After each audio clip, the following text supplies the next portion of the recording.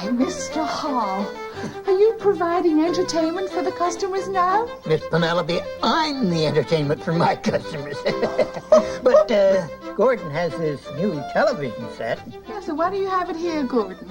Well, we've been given this new video to help explain how Ontario lottery funds have helped millions of Ontarians in all kinds of different ways.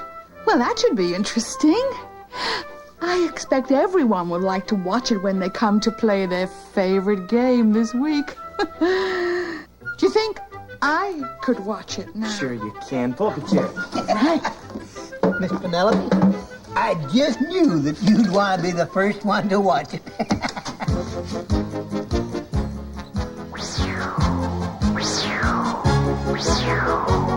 Hey, there we go. See? There are all the Ontario lotteries. Your favorite and 5 others. All the lotteries you have just seen are administered by a single organization, the Ontario Lottery Corporation. Responsible for ensuring all provincial lotteries are run both efficiently and fairly. The funds generated by these lotteries, distributed by a variety of ministries, benefit everyone in Ontario in many different ways. For example, many grants are used to encourage sporting activities in the province. Athletes such as these young gymnasts in Mississauga are now able to use truly world-class facilities to help them develop in their chosen sport. However, excellent facilities are not much good without excellent coaching, and lottery funds have helped here too. Coaching development programs have trained volunteers in many different sports, from athletics to fencing, summer sports such as rowing, and ladies soccer, to winter sports such as skiing. And travel grants have helped young athletes who couldn't otherwise afford the costs of competing in national and even international competition. Aren't they vigorous? But what about the ones of us that don't go in for active sports? Oh, I think that lottery funds contribute to many other kinds of projects. There's all kinds in many different fields. Of course, Wintario's contribution to sports is well known, but there are many other community groups who have received support over the years, particularly smaller groups such as the Finnish Dance Group in Thunder Bay or this Francophone Center in Iroquois Falls.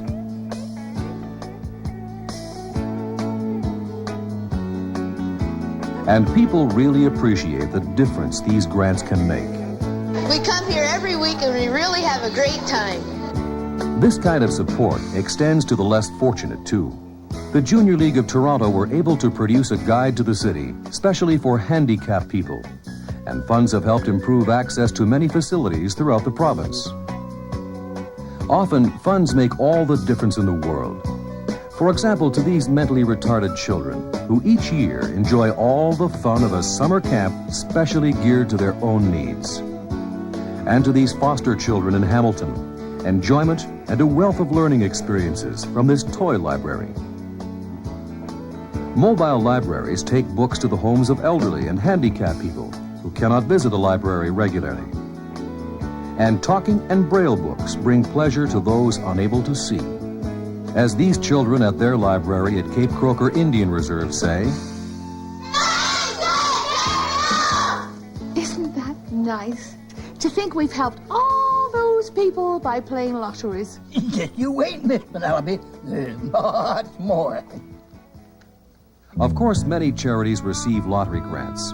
In November 1982, the province formed the Trillium Foundation, providing up to $15 million in funding every year.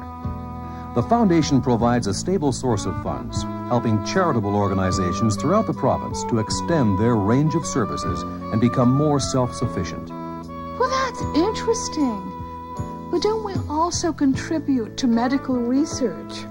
That too? Oh, I didn't know that. One of the more important uses of lottery funds is in long-term health research. Take this, for example. Research into the aging process. This program is aiming to offer old people a chance of therapy that will help to improve their disabilities and allow them to remain at home, where most of them want to be, of course. Other projects include research into nutrition, cancer, the effects of pollution in the workplace. There are 5 resource centres in the province of Ontario, and they're located in London, Waterloo, Kingston, Sudbury and Thunder Bay. We have specialised in toxic substances, and particularly in toxic particles such as asbestos and silica. In addition, lottery grants have helped extend and modernize many provincial hospitals, providing improved community facilities and many man-years of jobs, too. Well, my goodness. Helping to create jobs in Ontario is really important. Oh, you're right. I mean, not every young guy like me can work in his uncle's store. Preservation of Ontario's heritage is an important aspect of lottery grants. Heritage parks perform an invaluable function in preserving a way of life which has now passed, providing an insight into the way pioneers lived. I expect you remember these times very well, Mr. Hall. Yes, I certainly do. You should do. You're older than me. And you're very well preserved.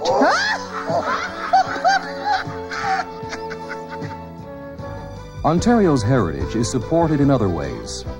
Theatre and the arts have always been an important part of our culture, and lottery grants give their projects support, both large and small.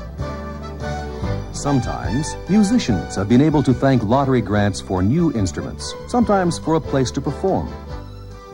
As well as preserving Ontario's past, lottery grants look to the future too, ensuring that the cultural richness and beauty of our province is preserved for our children and our children's children. The Royal Ontario Museum, recently reopened after extensive modernization, is now enjoyed by parents and children alike, with double the exhibit area made possible by a $21 million lottery grant. Science North, perched on a slab of solid rock, the new Science Centre in Sudbury has created a cultural and educational focal point for Sudbury and the surrounding areas. The largest single donation came from a lottery grant. The John P. Robarts Institute in London, Ontario. When completed in 1986, this centre, located at University of Western Ontario's Health Sciences Complex, will bring together over 200 research staff. Half the people in this country who are going to die, be disabled, or be distressingly sick are going to do so because of heart disease or stroke. The Robarts Institute is going to focus in on things like that: heart disease, aging of the brain, stroke, and some immune disorders that affect people so that they get juvenile diabetes, or affect them so that when they've got an organ transplanted they can't retain it and they reject it. And all those areas are going to be intensively researched in the Robarts Research Institute. Roy Thompson Hall, one of the finest concert halls in North America, if not the world, with 1/3 of the funding supplied by lotteries.